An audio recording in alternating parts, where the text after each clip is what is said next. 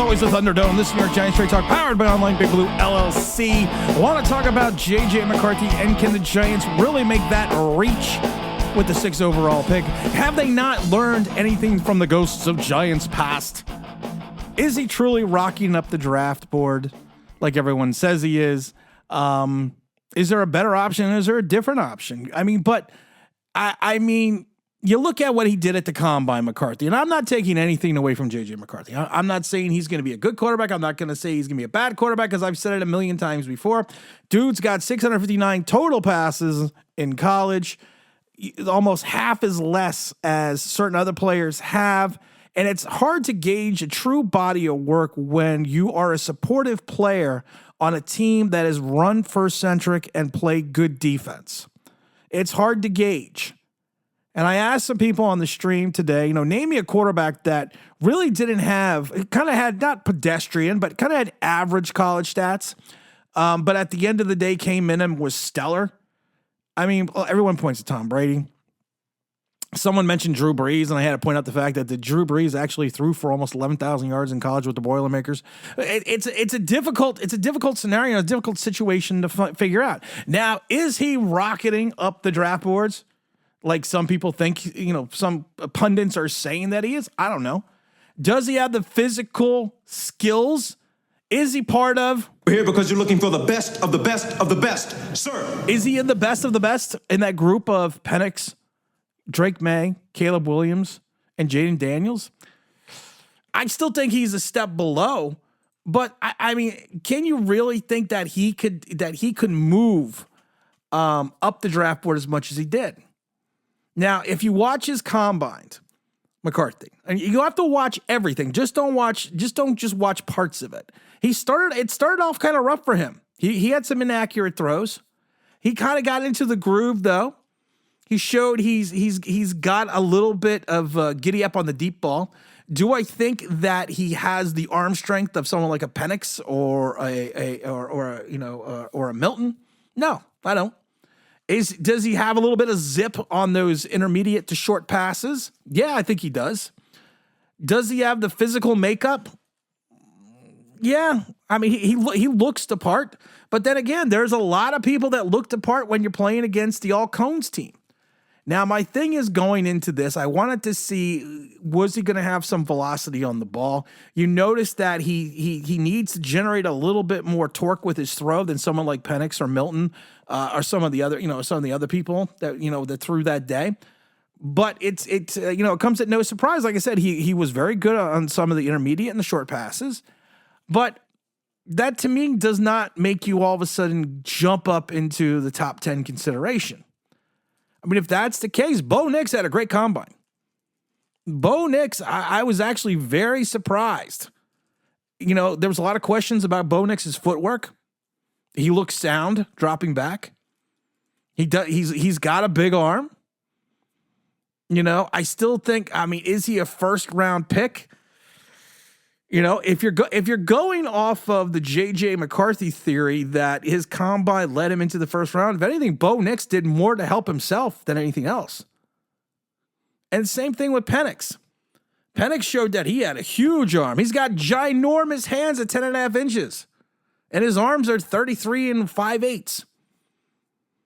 Through a tight spiral, accurate, beautiful deep pass. Evidently reported having no medical issues from anyone from the teams that examined him. Is he a top 5 guy? I think if it wasn't for the injury history, if anything, he solidified his draft status more than J.J. McCarthy. He again, like I said, if you want to watch it, Penix looked the part.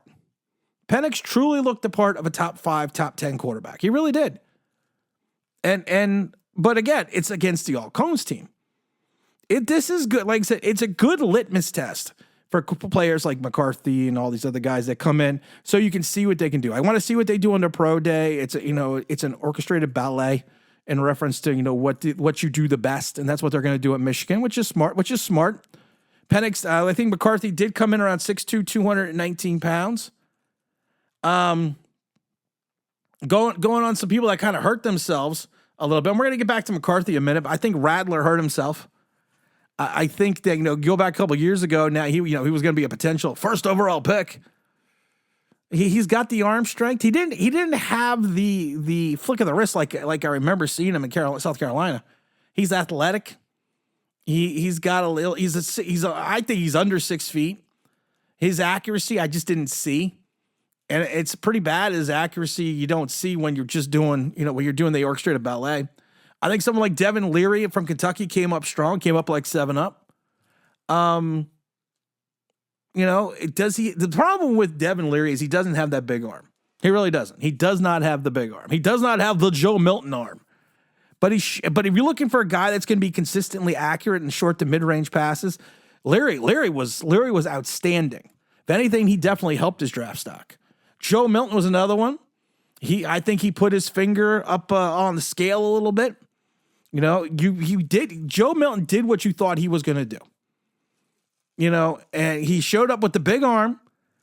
He did show some nice touch passes, but at the end of the day, it's going to be that cannon, that velocity, that deep ball. Him and Penix, I think, had the best deep ball throws. I mean, he's got that one where he basically just looked like zero effort throwing the ball 70 yards. He looks smooth. He really looks smooth. But again, some of his short passes were probably he's going to need to learn a little touch. So we're not that accurate. I do get aggravated because there were some people that were saying, well, did you see those passes that they missed? And I was like, well, some of those plays you're talking about were actually wide receiver drills, not quarterback drills. And that's probably why those passes were missed. So you really can't get into that as much as I would like to. Another person that really killed himself was Sam Hartman. Hartman, his hair looked good. His beard looked good. He looked good. He just doesn't have the arm. He just does not have the arm strength. He's a guy that may have been a second rounder if he came out 2 years ago, but hitting that transfer portal and going to Notre Dame just wrecked him. Really wrecked him. I mean, if he goes undrafted, I would not be shocked. But the question is, can or will Joe Schoen fall in love with a quarterback like J.J. McCarthy? And my thing is this, J.J. McCarthy says all the right things. He really does. Talks about being a good teammate. He talks about not caring about having the stats. He just wants to win. That's perfect. But the problem is you go into a situation like New York, you're going to have to carry the organization. You're going to have to carry the team. You're going to be the face of the franchise. Saquon Barkley is not going to be here. You're going to have to be the one that rises above. You're the cream of the crop. You rise to the top. That's what you're going to need to do. You're not going to be able to be a bit player. You are not going to be able to he never hit at Michigan, but you are not going to be able to sit there and kind of blend into the woodwork and rely on the running game and rely on the defense. You are going, because the media spotlight is going to be huge on a kid like McCarthy if he was taken 6th overall by the Giants. And I literally just keep going back to 19, and it kind of just freaking haunts me. How surprised were you that the New York Giants went Daniel Jones at number 6? I wouldn't say surprised as much as disappointed for Giants fans. I mean, if you watch the tape, this guy, listen, I've sat in a room with him. I've sat with David Cutcliffe, and he's explained how much he loves him, how smart he is, and he's a good guy. His teammates love him. He's competitive. He is a runner. He can run. But I see a backup quarterback in the NFL. And when you look at him, he's slow to process at times, inconsistent decision maker. He is, if we did statistics on all these quarterbacks, second to last of all the quarterbacks, talking about 15 draftable quarterbacks this year, second to last in terms of under pressure, which is the most important thing to evaluate with quarterbacks from college to the NFL. Well, I'm glad none of that came true. I'm glad none of that came to fruition, because that would be just silly if it did. But that's the thing. That's the thing, though. I would be more disappointed if the Giants didn't make this type of decision. If there was a choice between, if I already said I would not take Penix at 6 because of the injury history. But if you believe in the injury history, I would take Penix at 6. If you have the likes of Penix and McCarthy there, and you go with McCarthy, I've already said it before. I'm going to get Joe Schoen on the phone. I want to tell him what a cheap, lying, no good, rotten, four-flushing, low-life, snake-licking, dirt-eating, inbred, overstuffed, ignorant, blood-sucking, dog-kissing, brainless, dickless, hopeless, heartless, fat-ass, bug-eyed, stiff-legged, spotty-lipped, worm-headed sack of monkey shit he is. Hallelujah! Holy shit! Where's the Tylenol? Well, that's the kind of call that Joe Schoen would get from me. I mean, seriously. But like I said, I mean, if anyone would take him high, I do think it would be someone like New England. But I still, like I said, we heard the rumors. We did a whole video about it. I've heard the speculation that New England may may try to get Justin Fields and draft Marvin Harrison, and they've already fixed their offense. That would be a bold move if the Giants did something like that. If the Giants went out and used one of those second-round picks, grabbed Justin Fields, and then grabbed Neighbors or someone and the 6th overall pick, I would be excited about that. I'd be happy about that. If the Giants took someone like, won't you be my Neighbors, and then traded back into the first round to grab someone like Penix, I think you fixed your offense. But if you are going to sit there and consistently believe that J.J. McCarthy, that you don't have any questions about him, there's a problem there. He doesn't have the body of work. You'll see plays, you'll see spurts, you'll see moments, but the problem is this, and it's not his fault. It's not J.J. McCarthy's fault. These are things he was not asked to do at Michigan. These are things that he was not, put in that, put into that situation because of the kind of team that Michigan is, or Michigan was when they won that national championship. Everyone seems to forget his national championship game. Everyone remembers Penix's national championship game, but no one seems to remember that he didn't complete a third, or McCarthy that was, he did not complete a third or fourth down pass until almost the end of the third quarter. Did we forget that? And like I said, you're looking at a guy that, 22 touchdowns. That's it. 22 touchdowns. 22. The highest is 22 touchdowns. I don't know, man. I just can't. And he's not a kid that can run. He ran for 600 yards under 4 yards a carry. He's not a scrambler. He's not a runner. He's going to have to be a pocket guy. People talk about Penix and not having the ability to be that as mobile as some of these other guys, but Penix has the ability to climb the ladder in the pocket. Penix, if you watch, has the ability to sidestep. He understands pressure. He feels the pressure. He senses the pressure. He knows how to make that big throw. He knows how to get himself out of the way when the rush comes. So he doesn't need to take off and run. He's a pocket passer. McCarthy is also a pocket passer. And like I said, at the end of the day, J.J. McCarthy could turn into the next Steve Young. He could turn into the next Patrick Mahomes. You don't know.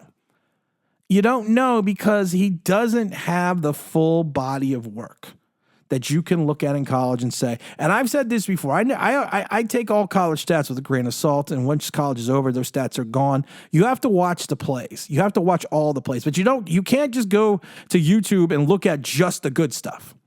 You got to look at the bad stuff as well, because sometimes the bad stuff is not the fault of the quarterback, and sometimes even though it's a bad play, there is a scenario where the quarterback made the right play and did the right thing. It's just everything broke down around him. You have to look at that stuff. You have to look at the total picture. You can't just look at a couple highlight throws that he had. You got to look at everything from soup to nuts. And all I'm just saying, there in my mind, there cannot be a scenario where you take J.J. McCarthy at 6 after 5 years ago at 6, you made and it wasn't Shane, I understand it, but as an organization, you made a disastrous pick.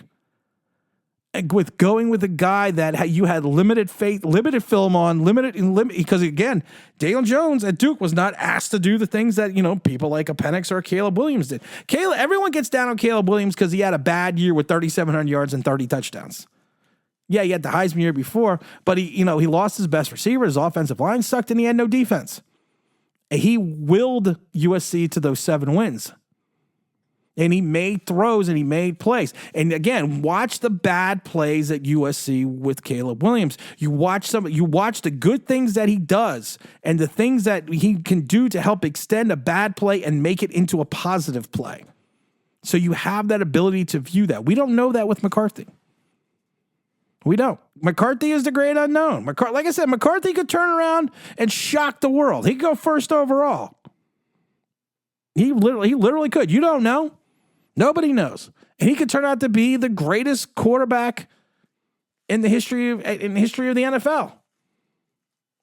But there are other things and other factors you need to look at. Now, I don't know what that means, but it sounds pretty bad. I don't know if it sounds pretty bad. But at the end of the day, we got to kind of figure it out. And the Giants need to figure it out. And you know what? You have to trust the decision of Joe Schoen.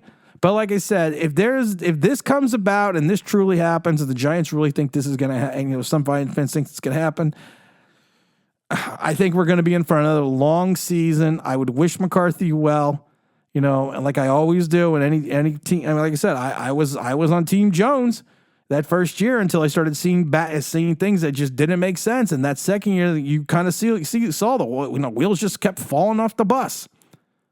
And there was some of us that we were kind of just sitting there and we were watching things and we were watching things play out and we were watching bad play after bad play after bad play. And so many people were telling me, you don't know what you're talking about. Doesn't anyone notice this? I feel like I'm taking crazy pills. And now those people are finally coming around. And they're kind of figuring out now that Daniel Jones just doesn't have it when you had the pundits back in 19 say, I feel bad for Giant fans. You didn't feel bad for Daniel Jones. They felt bad for Giant fans. We're going to have a live stream probably on Tuesday or Wednesday. I haven't made that decision yet. Don't forget to go to NewYorkGiantsLive.com. Check out the corresponding article about J.J. McCarthy and the New York Giants. And as always, don't forget to like, don't forget to subscribe. Don't forget to ring that bell because you want to know why. That'd be awesome.